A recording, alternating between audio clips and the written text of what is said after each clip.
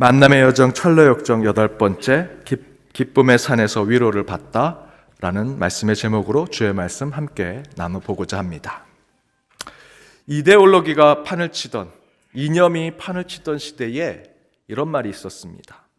모든 사람은 평등하다. 그러나 어떤 사람은 다른 사람보다 더 평등하다. 모든 사람은 다 평등하다. 그러나 그 평등한 사람보다 더 평등한 사람이 있다. 여러분, 이게 말이 됩니까? 평등은 똑같다라는 것이죠.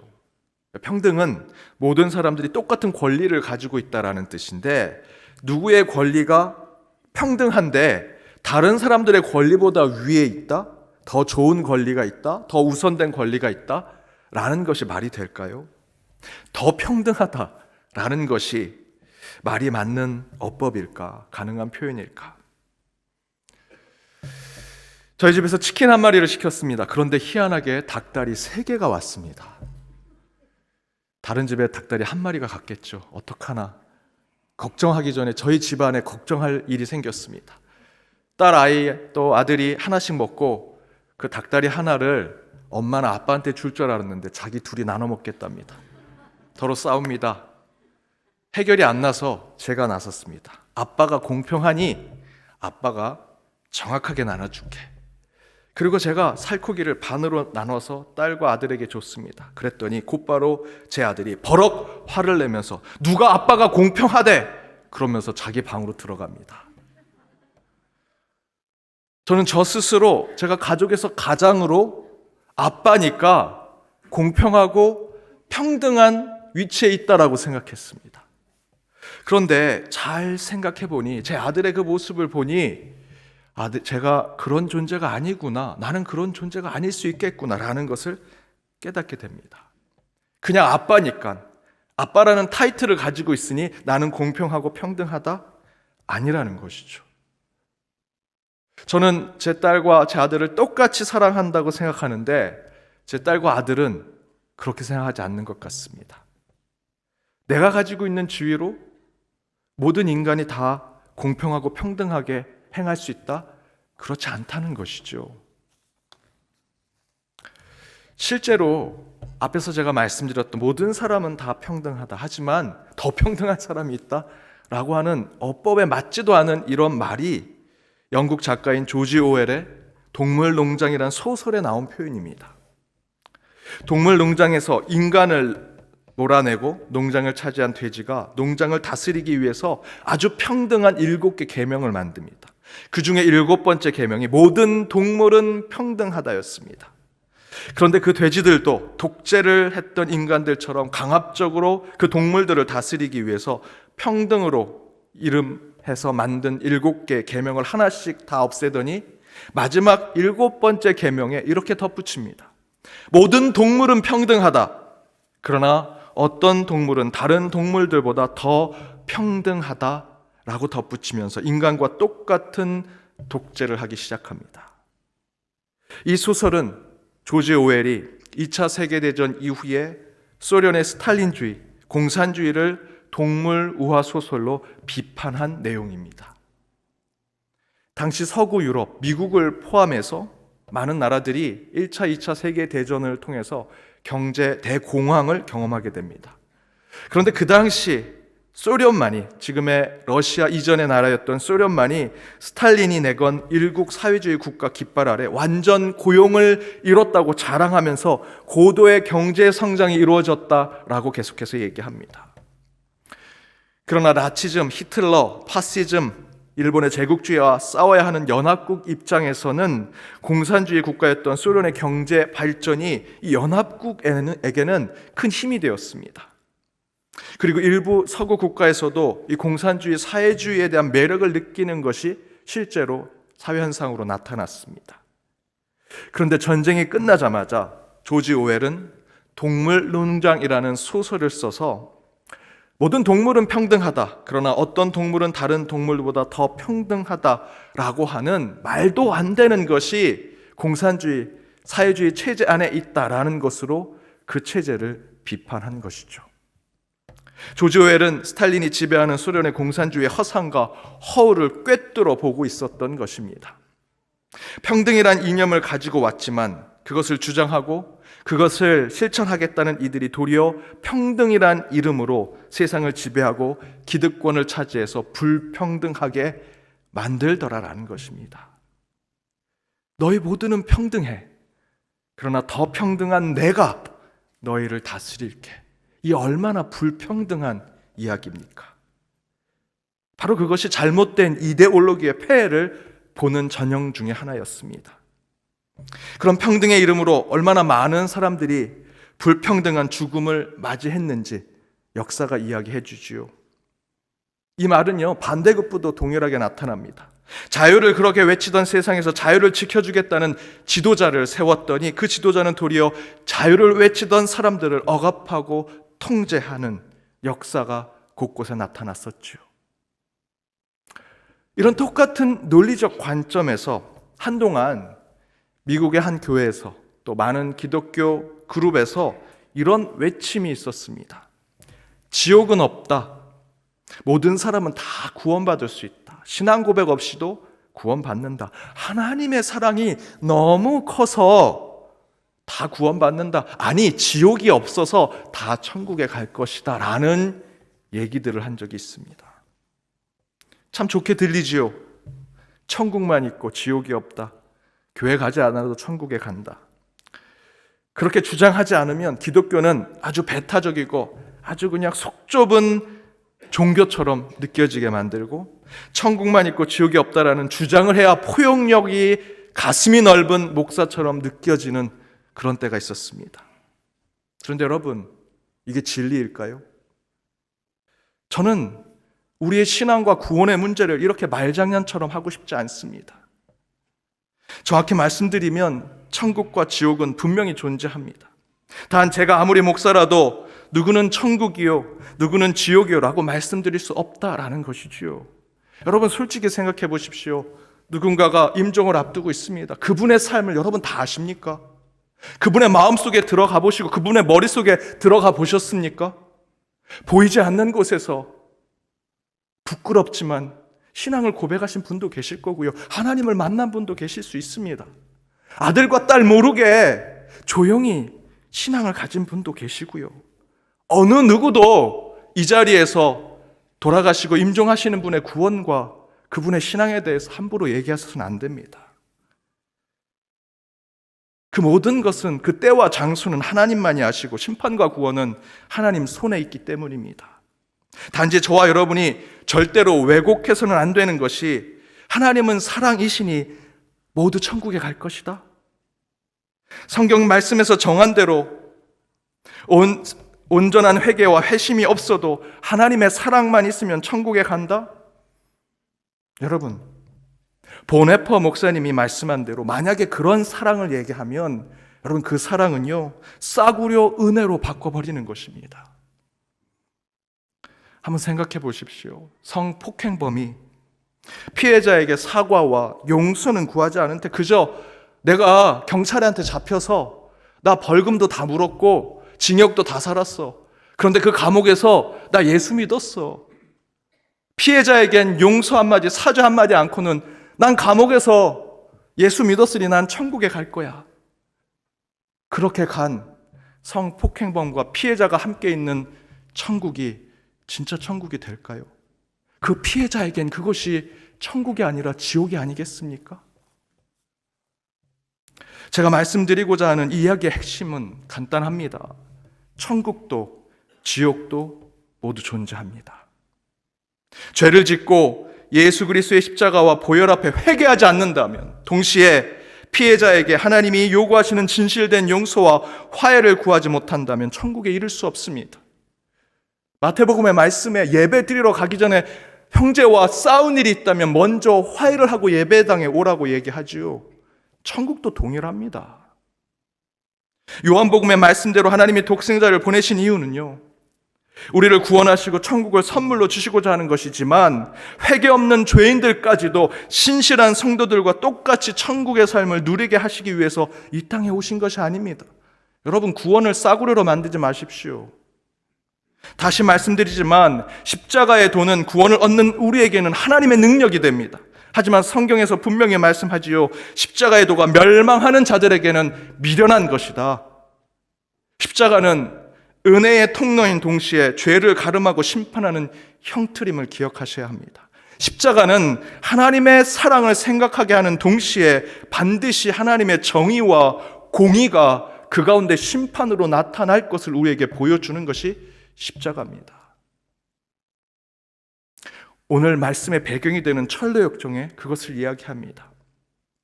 크리스찬과 소망이란 주인공이 기쁨의 삶의 산에 이르게 됩니다.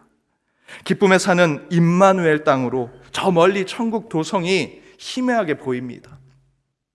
당연히 그 산길은 천국으로 가는 길이 맞지요.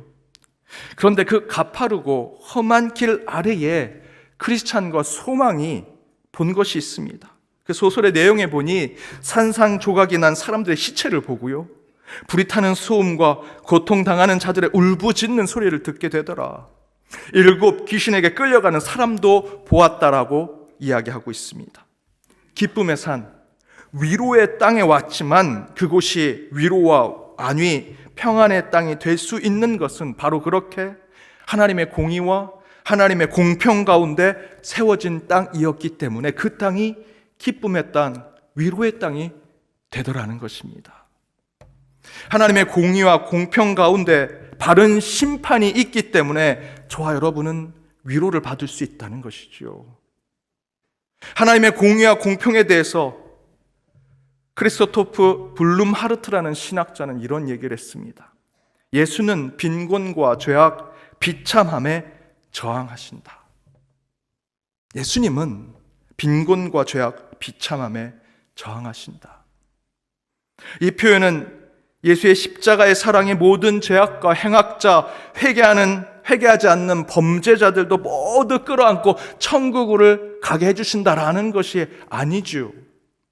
이 표현은요, 저와 여러분은 하나님의 형상으로 창세기 1장 28절의 말씀대로 복을 받은 자들로 풍요를 누리는 자들이 되어야 하는데, 저와 여러분이 풍요를 누리지 못하고 빈곤한 삶을 살고 있다면 그 뒷면에 그 하나님의 뜻을 막고 있는 악한 자들이 있기 때문이라는 것입니다. 그래서 예수가 빈곤과 싸우신다라는 것입니다.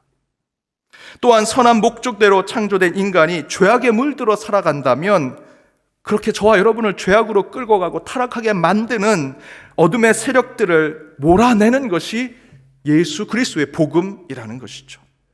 그래서 예수님께서 눈을 뜨게 하고 우리를 자유케 한다라는 것이 예수의 공생의 출발, 취임 설교와 같은 것입니다. 그리고 하나님이 내가 거룩하니 너희도 거룩하라 하셨습니다. 그 가운데 우리는 온전함을 가져야 하는데, 그렇게 온전한 삶을 살지 못하도록 우리를 비참하게 만드는 무엇인가가 있다면 바로 그것을 위해 싸우는 것, 바로 예수 그리스도와 그 십자가가 그런 영적 전쟁을 싸워서 저와 여러분을 철로 역정의 길로, 신앙의 길로 인도하는 것이다 라는 것입니다. 저와 여러분의 그리스도인의 신앙은 큐티 잘하고 내 귀에 잘 들어오는 설교 유튜브나 영상으로 듣고 나한테 맞는 예배 찾아다니는 그런 것이 신앙이 아닙니다. 여러분, 저와 여러분이 가는 십자가를 향한 신앙의 삶은요, 하나님의 형상에 이르지 못하게 하는 빈곤과 죄악과 비참함에 맞서 싸우는 영적 전쟁을 이루는 것이 바로 우리 신앙의 삶입니다.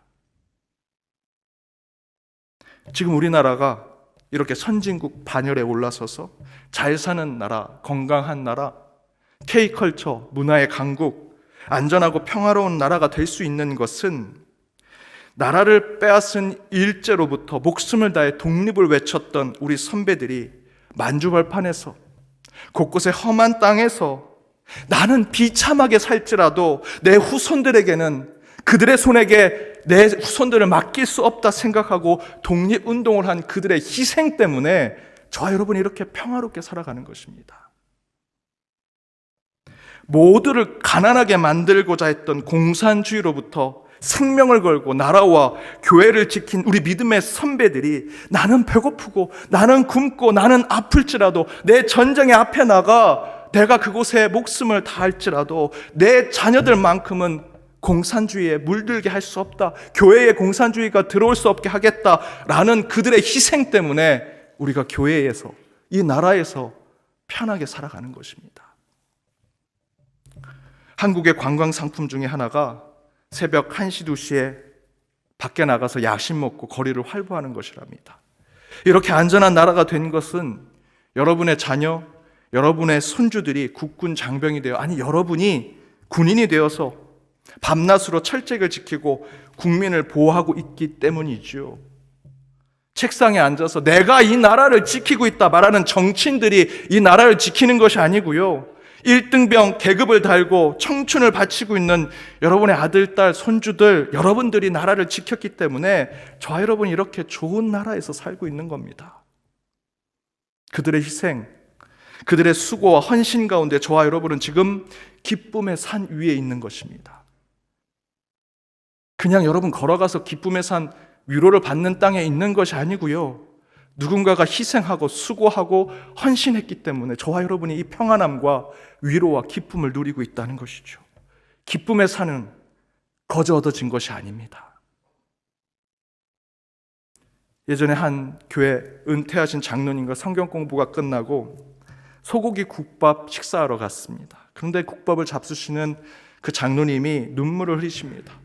왜 우십니까? 물었더니 어머님 생각이 나서, 그러면서 이런 간증을 하십니다. 그 장로님께서 강원도 두메산골 출신이십니다. 부모님이 서울로 유학을 보내서 열심히 공부하고 명절과 방학 되면 시골 고향에 내려가시곤 했다고 합니다. 그런데 그렇게 장로님께서 집에 내려가면 항상 어머니께서 자기가 제일 좋아하는 소고기 국밥을 늘 끓여주셨다고 합니다. 첫 식사는 항상 소고기 국밥이었다고 합니다. 그 국물 한번 떠먹으면 그 자취생활 하면서 받았던 서름과 아픔이 싹 사라집니다.